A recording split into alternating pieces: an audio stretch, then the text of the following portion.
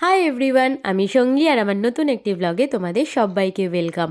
আজ হচ্ছে ডিসেম্বর মাসের 9 তারিখ সোমবার, আর এই সপ্তাহের শেষ অর্থাৎ রবিবার দিনই হচ্ছে আমাদের দুজনের সেই স্পেশাল দিনটা, যার জন্য এত বছরের অপেক্ষা।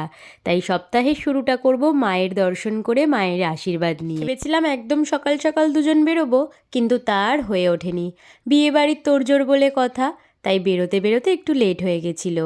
কিন্তু ফাইনালি চলে এসেছি আমরা কালীঘাট মন্দিরে, আর এখানে এসেছি আজকে মায়ের দর্শন করে, মাকে পুজো দিয়ে আশীর্বাদ নেওয়ার জন্য। আমি আর রনি যখনই সময় পাই টুক করে চলে আসি কালীঘাট মন্দিরে। মায়ের একটু দর্শন পেলে সত্যি মন প্রাণ সব ভালো হয়ে যায়। আর সামনেই বাড়িতে শুভ অনুষ্ঠান অর্থাৎ বিয়ে বাড়ি, তাই ভাবলাম মায়ের দর্শনটা সেরেই যাই। চলে এসেছি পূর্ব পরিচিত সেই দোকানে। এই দোকানটিকে তো ভিডিওতে আগেও অনেকবার দেখিয়েছি। এই দোকানেই আমরা আসি কালীঘাট মন্দিরে পুজো দিতে আসলে। দোকান থেকে নিয়ে নিলাম মায়ের পুজোর সামগ্রী, সন্দেশ, ফুল, ধূপকাঠি, মোমবাতি, আর তারপর নিয়ে নেব মালা।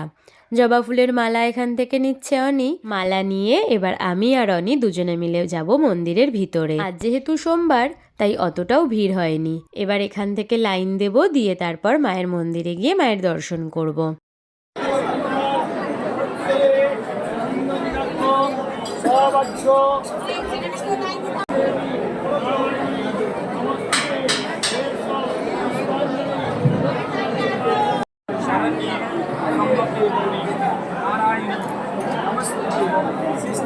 মন্দিরের ভিতরে গিয়ে মায়ের ভালো মতন দর্শন সেরে ভোলে বাবার মন্দিরে মালা দিয়ে এবার আমরা ঠাকুরমশাইয়ের দক্ষিণা দিয়ে বেরিয়ে পড়লাম বাড়ির উদ্দেশ্যে।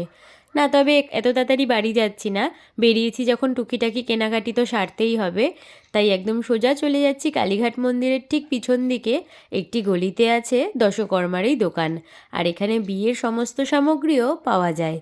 তাই চলে এসেছি এই দোকানে। এখান থেকে নেব পছন্দ করে টোপর আর মুকুট।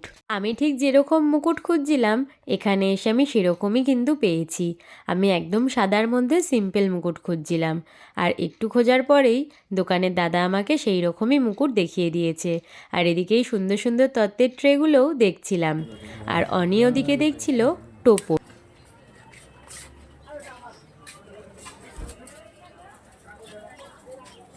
অনির টোপর পছন্দ হয়েছে, তবে কিন্তু ও বলছে আমি একটু পরেই দেখে নিই আগে কীরকম লাগছে, তারপর না হয় ফাইনাল করব কোনটা নেব।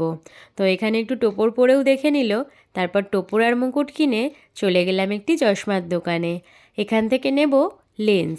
তবে তার আগে কথা বলে নিচ্ছি ছদ্দির সাথে, ও কী কালার নেবে আর আমি কী কালার নেব সেটা ওই ঠিক করে দেবে।